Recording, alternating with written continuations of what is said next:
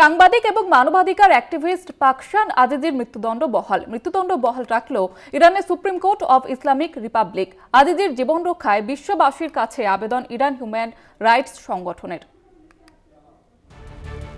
তেহরানের জেলবন্দি কুর্দিশ মহিলা সাংবাদিক এবং মানবাধিকার অ্যাক্টিভিস্ট পাকশান আজিজির মৃত্যুদণ্ড বহাল রাখল ইরানের supreme court of Islamic Republic.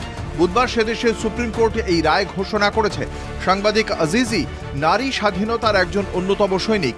Iran human rights সংগঠন আজিজির জীবন রক্ষায় আবেদন জানিয়েছে বিশ্ববাসীর কাছে।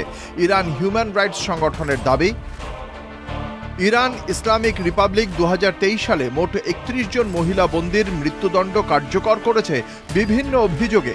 সাংবাদিক পাকশান আজিজির তেহরানের জেলে আটক রয়েছেন একজন রাজনৈতিক বন্দী হিসেবে। এর আগে নিম্ন আদালত তাঁর মৃত্যুদণ্ড ঘোষণা করেছিল বছরখানেক আগে। অনেকেই আশা করেছিলেন হয়তো ইসলামিক সুপ্রিম কোর্ট তা রদ করে দেবে, কিন্তু তেমন হলো না, বহাল থাকলো মৃত্যুদণ্ড। Director of Iran human rights Mahmood Amiri আজিজির মৃত্যুদণ্ড প্রসঙ্গে এক বিবৃতিতে বলেছেন, এই রায় বেআইনি।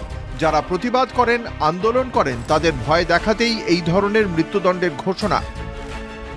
আজিজির বিরুদ্ধে ইরানের ইসলামিক স্টেট বিদ্রোহের অভিযোগ এনে তাঁকে 2023-এর 4 আগস্ট গ্রেপ্তার করে।